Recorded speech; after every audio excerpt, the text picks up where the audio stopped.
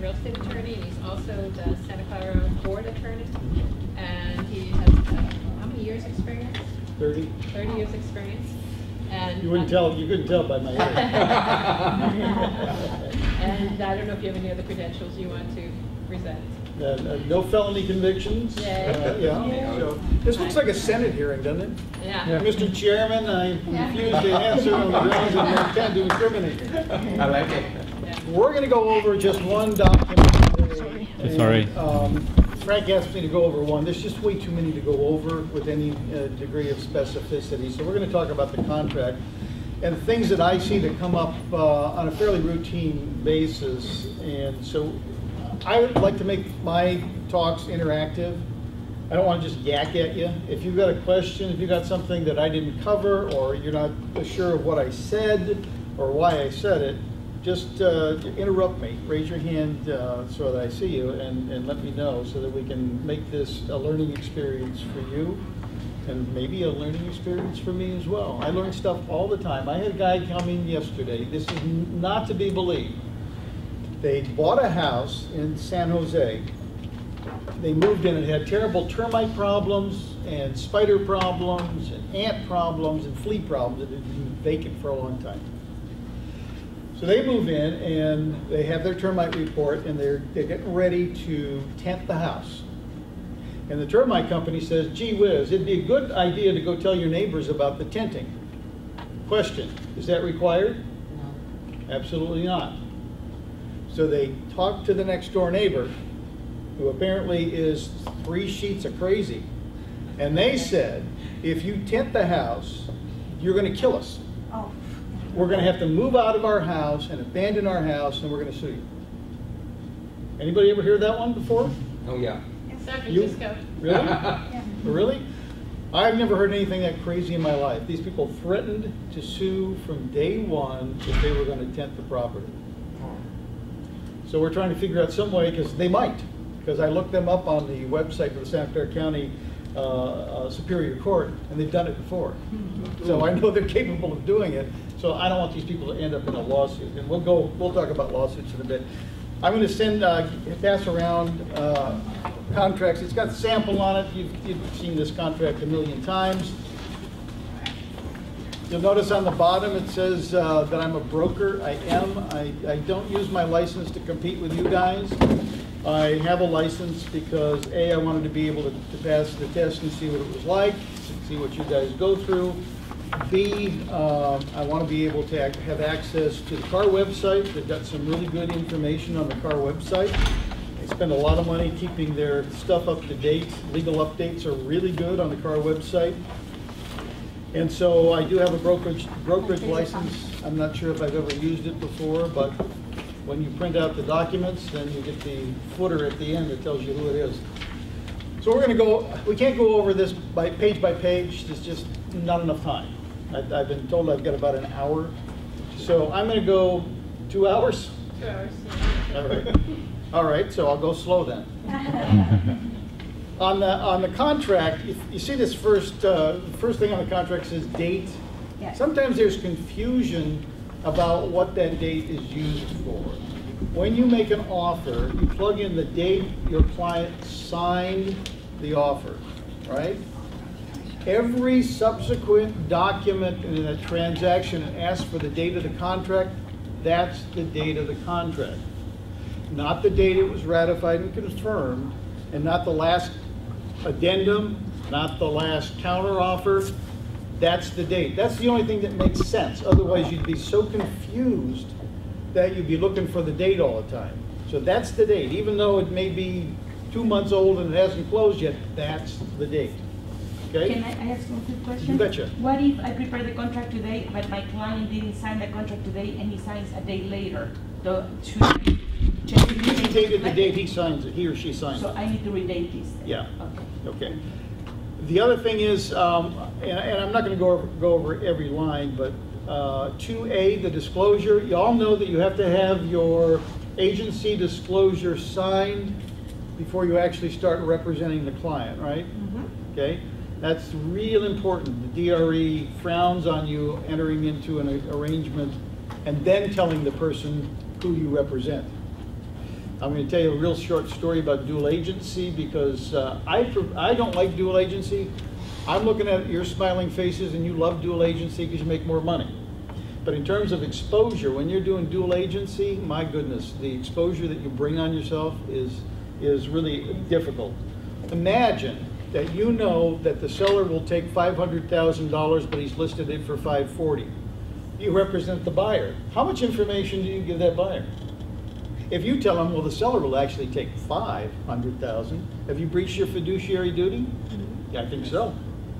So you got to be careful what you say. I had and I don't know if it was somebody in this room, I don't think so, but we had a deal where somebody had a listing and the buyer and the listing agent gave to the selling agent, there have been multiple offers, copies of every multiple offer and said, make your best offer.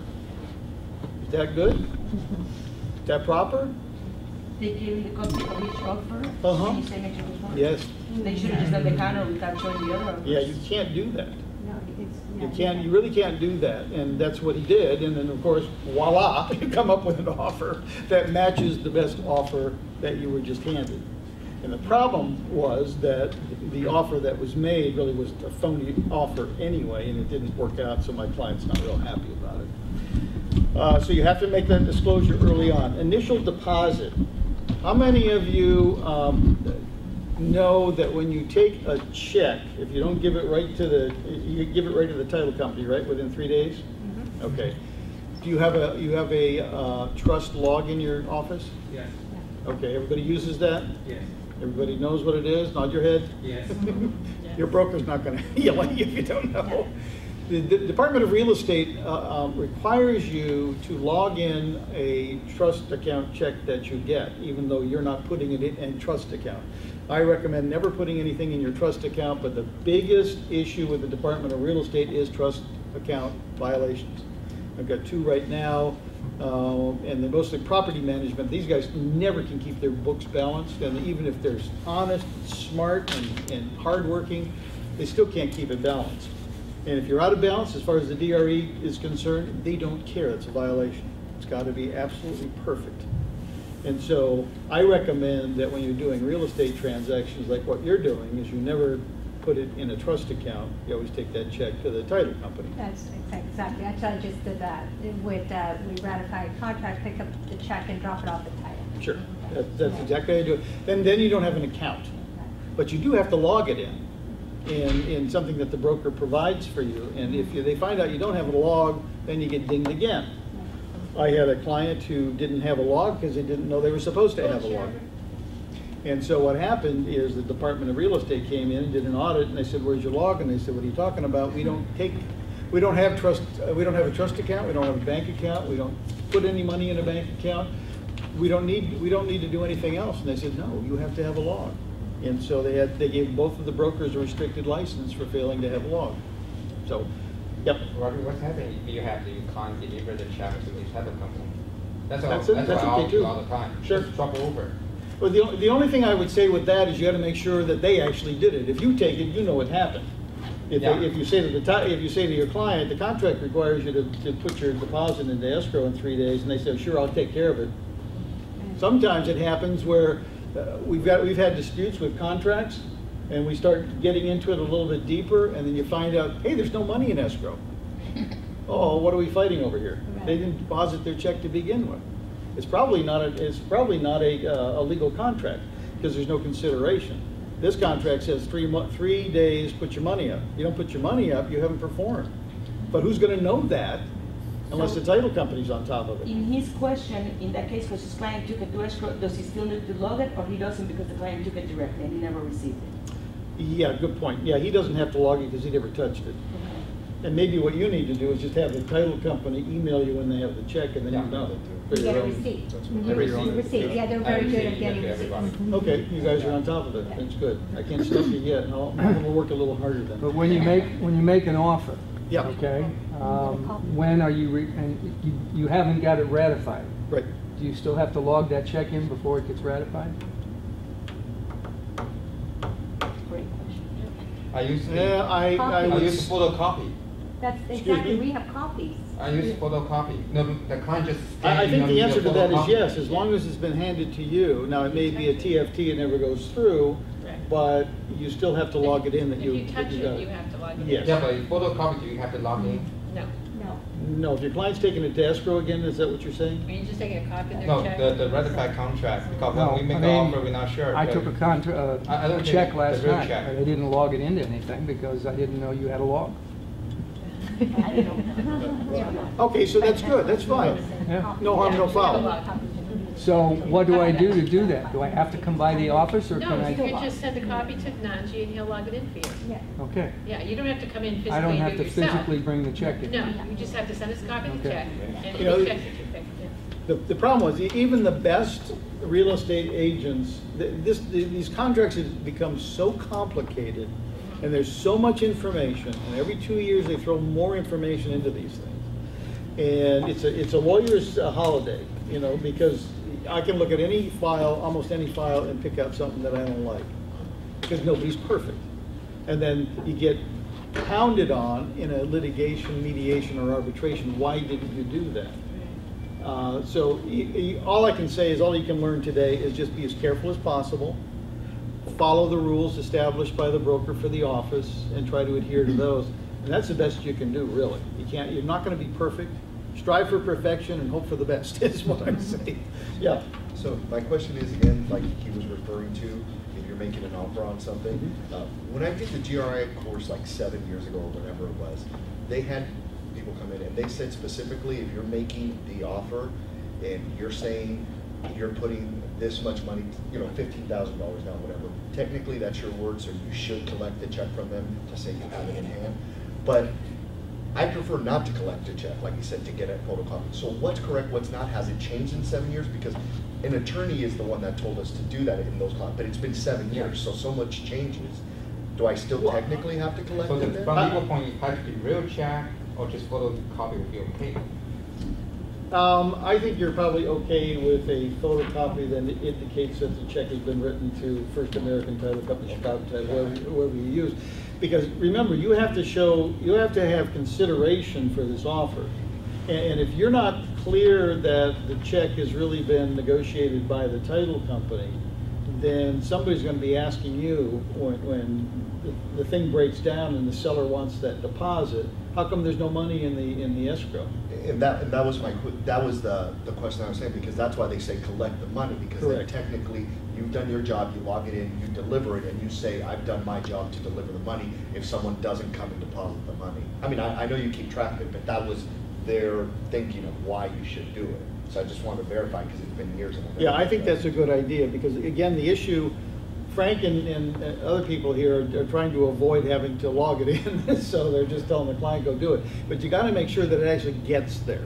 Because if your client is either trying to pull a fast one because they don't have the money in the account, and the check's gonna bounce, or they get lazy and don't wanna do it, and they figure, well, no harm, no foul, then it's gonna come back to you when there's a dispute as to why you didn't make sure, you told us in this contract that you're gonna put this in there in 3 days, and you didn't. So it's gonna come back and hit you, because your client is gonna act like they don't know what you're talking about, right? They get real stupid real fast when there's a problem.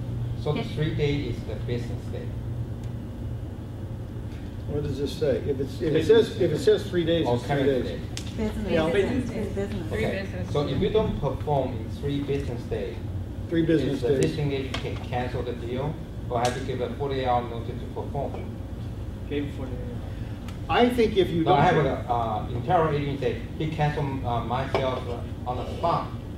I said, wait a minute, what's that 48 hours? No, they said there's no 48 hours. Well, let me see what this says. Only no 48 hours is close of escrow. That depends on your company. If you not close of the escrow, seller can cancel contract right away, doesn't have to give you 48 hours. Other than that, everything they have to provide 48 It hours. sounds like attorney. Yeah, I studied this a lot. You gotta get money. Yeah, he and I've You talked have to before. get money. That's it. You know, I think I would agree that you have to give 48 hours, because. Yeah, but internal agent said no, there's no 48 hours. We can cancel because When it's due, it's due. Because you didn't reach the terms of the contract initially. Because, You breached the terms of the contract, but let me tell you, from a legal standpoint, I got a call yesterday from some guy in Sacramento, and he said, I don't know who had sent him over to me, but he said, we're supposed to close on Thursday, called me Wednesday, he said, we're supposed to close on Thursday, but the buyer's not going to be able to close on Thursday. Right. He said, I want to cancel the contract. Yes. And I said, I wouldn't do that if I were you. Because first of all, let me ask you when you're going to close. And he said, probably on Friday. I said, okay. You know, I've had this case before where a seller decided at the last minute because either they decided they got cold feet about having to move and leave the property, or they saw that the property values were escalating, and so they were trying to figure out a way to weasel out of the contract so they could sell it to somebody else. We actually had a couple of binding arbitrations in probably 2005 and 6. Right? What happens is, if you can't close on time, you're usually given by law a reasonable period of time in which to close. And the reason for that, and the case law says this, is the buyer doesn't have complete control over the closing date. You got a lender. You might have Section 1 termite work that has to be done before the lender will fund. You may have all kinds of other people out there, including the title company, that can't make arrangements to close on a particular date. The last time I did one of these lawsuits, I asked the title officer, I said, how many escrows are closing on time? And she said, about 40%, about 60% don't close on time. That's the standard in the industry when you're busy. You might not be as busy now, but we were at that point. So the point being that if you can't close on a particular date and you want to try to get out as the seller, I'd be really, really careful. If the thing pushes over a week, 10 days, you're getting out there into an area I feel a lot more comfortable with if you're going to terminate, but certainly not on a day or two. It just doesn't make any sense, and the court's not going to uphold your termination of that contract. So three business days to deposit the check. I think if you don't deposit it, somebody calls you on it, I think you have 48 hours to make it good before the contract is terminated. That'd be my opinion. I haven't tried that case yet, but. Okay, can I ask a question based on what he said? He is putting an offer, he collected a check, and then he has to log it. Okay, but our offer didn't get accepted. What happens to that check? You just mark it that the deal fell through. Deal fell through. Yeah. Okay.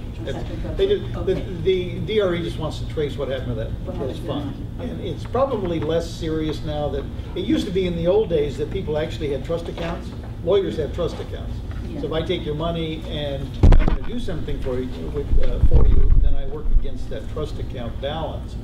You guys don't do that anymore, and the reason you don't do it is too much pain in the neck.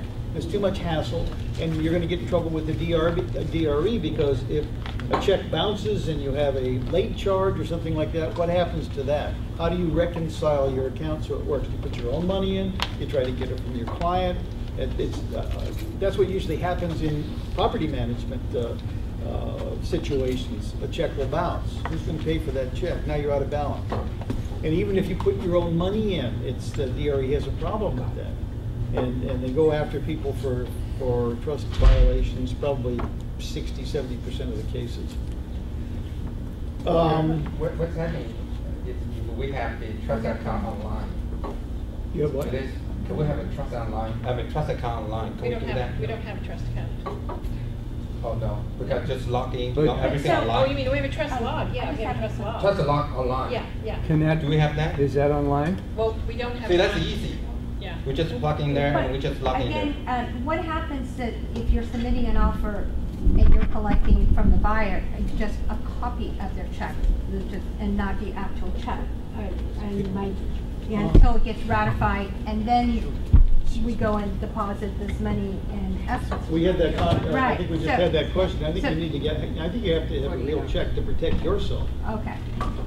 Because if you have a copy, I had a client one time I said, you know, you haven't paid me for a while. He said, well, I faxed you a copy of the check. What the hell am I going to do with that? You know, it's kind of like the same thing. Right. Did the guy give you the check? No, he faxed me. He gave me a fax copy. Well, you're going to feel stupid when you're giving that testimony. Yeah. have it in your hot little hand, and you don't release it until you have a ratified contract, and then either you give it to the title company or tell your client to go do it. Okay. But as soon as you have it, I think you should log it in. But it sounds like in answer to his question, if you didn't have time to do that log, at least email Nanji, I guess, and then also Nanji can log it, and Nanji will confirm that you already put in the log for you. Between you and me and the fence post, as long as it gets logged in, You're happy? I'm happy. And if you log it in sort of after the fact that you logged it in is what they're But going I to understand be. the DRA wants you to have a chronological order. So you can't have one on August 1st and then have one on August 8th and then have one on August 2nd in your log. You have it on electronically though? We have it on, right now we have it on computer. Because we did have it paper before. Can't you push that one that came in Yeah, a you little bit can, later but to if the you have a front? paper log, it gets really. Paper log messy. is going to be a problem Yeah, because so I don't know it how you shouldn't could be do it erasing. online. You couldn't do it online because if we had it online, then would they be all out of order, wouldn't they, if we had it live? Well, not necessarily if one person is in charge of it. Yeah. Which that's what you got to be careful with too, is not having too many cooks Right. stirring the pot. Right, Because then you're not going to have the consistency. yeah. So This if they gentleman just fax over- it can you in, do that? he can take care of it. No, but I know computers very well, and you could just arrange it, ascending or descending order on Live? date. Live? Well, somebody has to take care of that, magic. Yeah, how would you set that up? So, I mean, I'm not sure, I don't know the logistics of. Because you could probably set that up in an Excel spreadsheet, right? So you could in an Excel you could define a certain row as being ascending or descending. So when you print out a report, it's going to be all based on that date. So ascending But or that descending. means we don't want everybody having access to that. Absolutely, Right. exactly But what I have one quick question, Roger like for said. example, how many checks would you say on an average day, how many checks do we get per day, would you say in the log? Oh, I don't know, it averages maybe 5 checks a day. So all I'm saying is if the log had, for example, date and then 7 lines, then it's easy for him because he already will have the 7 lines. Right, Whether that's we not the got- problem, it's the problem with the agent, like you said, they write the offer, you're writing the offer, then they don't sign it, and then you get the check, and then by the time everything gets back to the office, it's late. it's days. Dates are Yeah, different, and it's yeah. because you're carrying around your suitcase, or whatever you're doing, your briefcase, and, you Yeah, know, but we that's can where. That's why you need just that one person to handle Right, that. so if you just get, as soon as you get a check, Send just it. send it Just to him. email it to Nancy. Yeah, just email or fax it to him, and then he'll get it and put it in the right order. So we emailed to Nancy and Tara, set Sometimes it's the contract weekend that- with the copy of check. No, Yeah. Mostly probably the weekend, when you have the weekend. Mhm. It'll make more work for you. We're just making more work for you. It's called job security. How many people get increased deposits? Is that a fairly regular situation? Not so much anymore, I don't think, I think We it'll be used against to, but not anymore, yeah. Yeah. Okay, if you do, you have to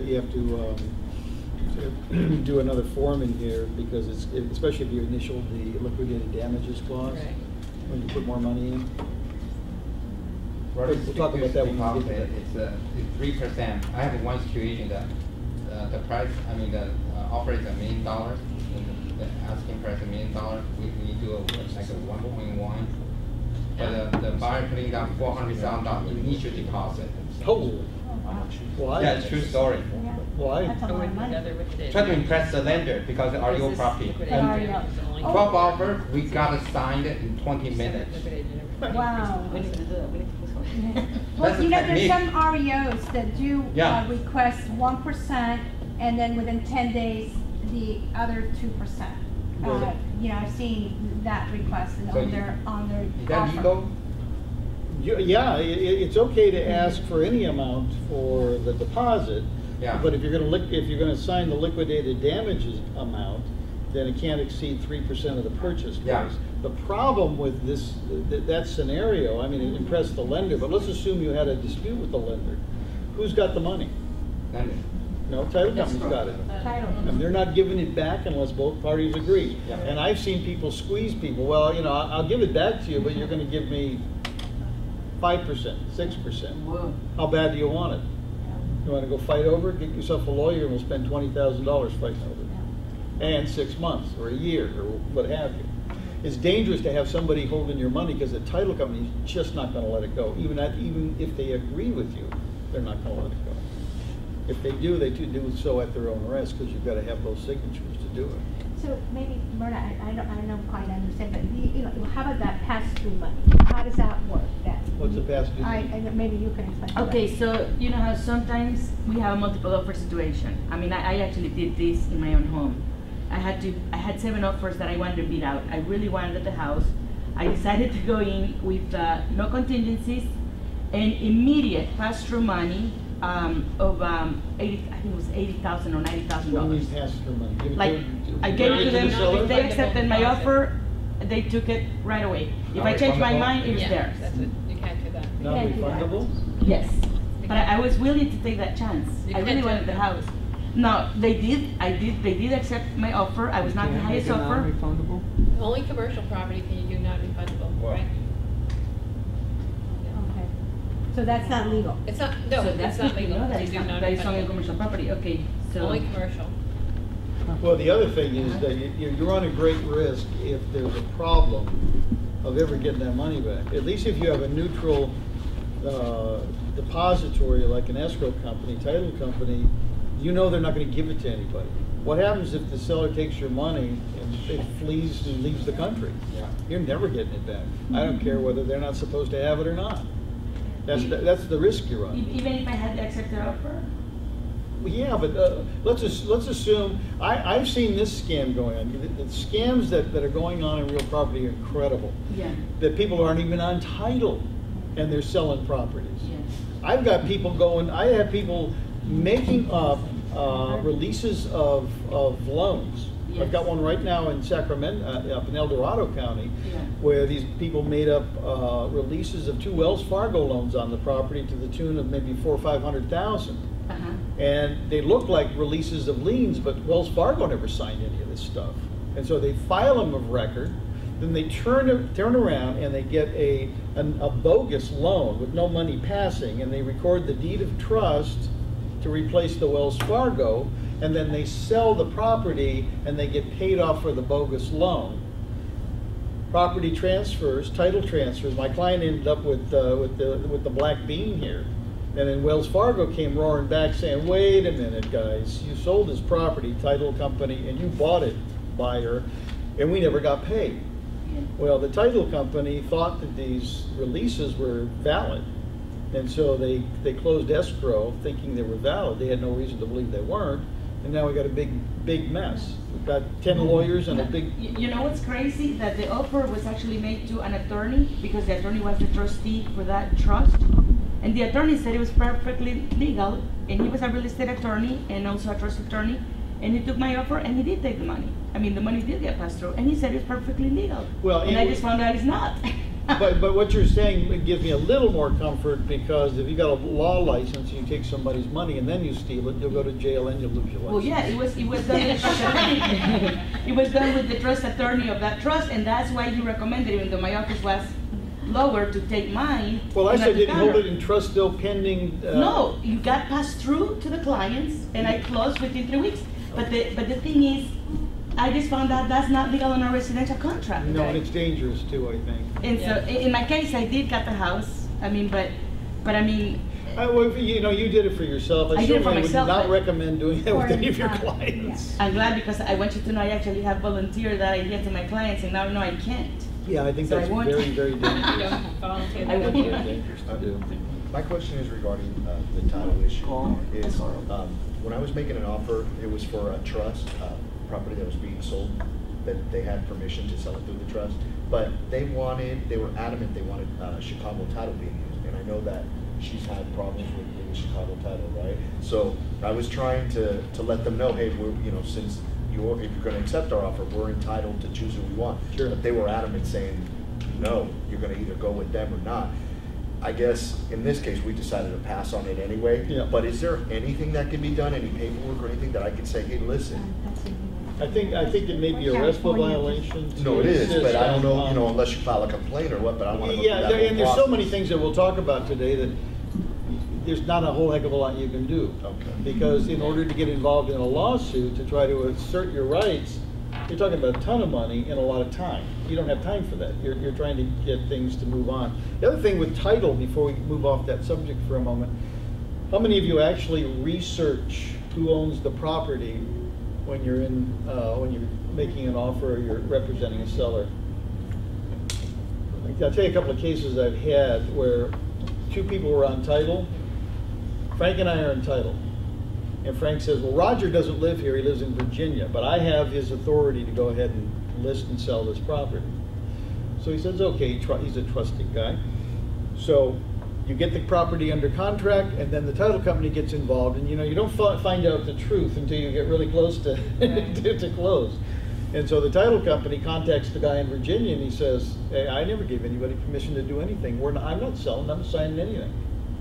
So my client, who's an agent, went through all this process with a very unhappy client at the end of the day because the guy in Virginia refused to sign anything, refused to close. So you can find that out by looking at title, and if you say Jim and Mary, Jim signs the listing agreement, he can do that. He just can't sign Mary's name to the contract. So if Jim says, my wife's out of town, you say that's fine, but she's going to sign that contract when she gets back. Otherwise, you run the risk that the wife, because they're right in the middle of going to a divorce or in a divorce, and she's not going to sign anything. Now you're dead in the water because you can't force that sale. So if you have any questions, do it up front with regard to who actually owns this property. Trust can be tricky because the trust could be Jim and Mary revocable trust. Mary's dead. How do we know Mary's dead? I mean, how do you find this information out? Because unless somebody files an affidavit death of trustee, and you can see that in the legal records, in the deed records, you don't know. So you got to be really careful about that. What happens if Jim and Mary's out of state, and Jim says, and I have the power of attorney, and he shows the power of attorney? Yeah, well then here's the problem you're going to have. Right. The power of attorney may be good, but remember what you're not supposed to do as a real estate agent? Give legal advice and give tax advice. So you get that power of attorney and you say, well, that looks good to me. Well, maybe it is, maybe it isn't. You're much better off having an attorney take a look at it, let him take the responsibility and the risk, not you. Because if you're given legal advice and you're wrong, that power of attorney is only a limited power of attorney, doesn't give that person the power to do what you want them to do, which is to sell the property, then you have a problem, and guess who's going to be on the hook? You for giving the legal advice, which you're not supposed to give to begin with. Or you can transfer, you can just have title look at it, right? Not the other party and stuff like that. You could have the title company issue, they've got lawyers on They'll staff. want their own form. They'll want their own form. Roger, I just have that one situation, exactly what you mentioned about, there was 3 people on the title. So before I signed the contract, I put 3 parties on the conference call. That's what I did, be sure everybody understands. And you have them all signed too? Yeah. Okay. Yeah, you've got to take precautions, because in this particular case that I had, the agent worked hard to get this thing closed, only to find out that it blew up in his face at the end. Now he's not only did it blow up in his face and did he waste some time, but now his client's pissed because his client's not getting the house. And he thought he was going to be able to close escrow, and they went through this 2 or 3 month process, only to find out it's not going to happen. You think he's going to use that agent again? Not a chance.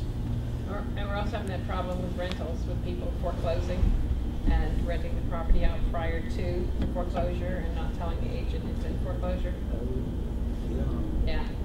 So they're just collecting the rent, not They giving it collect to the the lender. deposit, they collect the rent, the property forecloses, and then the bank comes knocking on the door.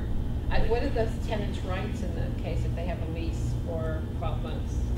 Well, if the lender foreclosed, provided the deed of trust is prior in time to the rental agreement, then under real property law, prior in time is prior in right. Right. So you foreclose on your deed of trust, that wipes out anything under it. Although you do have certain rights as a tenant in California that can't be wiped out by a foreclosure sale. I had a RE/MAX case about 4 or 5 years ago, not you guys, somebody else, where the lender foreclosed. They knew who the owner was, but the owner had rented out a bedroom in the back of the house. And so when the foreclosure occurred, the seller tried to dispute it, went to court, got poured out of court. Then the RE/MAX agent was called and said, secure the house, change the locks, get it on the market for sale. That's what he did.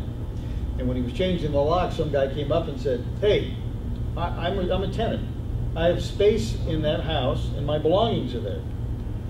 So he said, I don't know what you're talking about, I can't really do anything, and so he just let it go. Well, that guy ended up getting one of these legal aid society folks, Yeah. and they filed a lawsuit, and we were in that lawsuit for about a year trying to sort that one out. I finally got him out by a motion that I filed with the court, and I think on legal grounds, that foreclosure had wiped out this person's rights, and there was an actual an eviction suit filed against the known owner. And typically when you file that eviction suit, you name Joe Smith, the guy you know is in there, and all unknown individuals who may take any rights under Joe Smith. That covers the waterfront, because a lot of times these guys are in there and you don't know who the hell they are. Maybe 10 people in there, and they're not about to tell you who they are. So that takes care of it from a legal standpoint, but that is a problem with tenants. And if they get a tenants' right advocacy group or something, they might be able to, better to give them cash for keys and get them out of there and work something out. And I spoke with my real estate attorney exactly about that question, and here's how he explained it to me, that if the contract had been entered with the tenant before he became delinquent on the mortgage, not the foreclosure, but before delinquency, they had to honor it as per the time of the contract. But if the contract was entered after he was already delinquent in the property, they had the right to get him out and give him a 90-day notice. And that's what the bank had to do. 60. Yeah, he said 90 at the time. I think it's that's what 60. he said. I think 60, but most of these people are going to be in delinquent a long time before the Yeah. lender's going to take any action. Sometimes up to a couple of Right. years, because the lenders don't want Right. that property. But I only asked for this because one guy wanted to rent a little shop store, a pet store, and he needed a 5-year lease. And when I did my research, I told him, this guy is delinquent. I don't think, and then he goes, yeah, but if I have a lease, they have to honor. I go, let me check with the attorney, because I know it's commercial property, but it might not be allowed. And that's why I had to check with the attorney. No, that's the problem, And I because told him, again, don't enter into the lease. again, prior and right, prior in time is prior and right. That deed of trust is superior to anything under it, unless Yeah. if you're working commercial deals. Are you working commercial deals? No, just this guy wanted to rent a pet shop store, mostly Okay. the residential, but because I don't do commercial that often, I had to research that answer, because he was asking me for advice, and I said, I really don't do commercial, but I'm looking at the guy, he's already being foreclosed.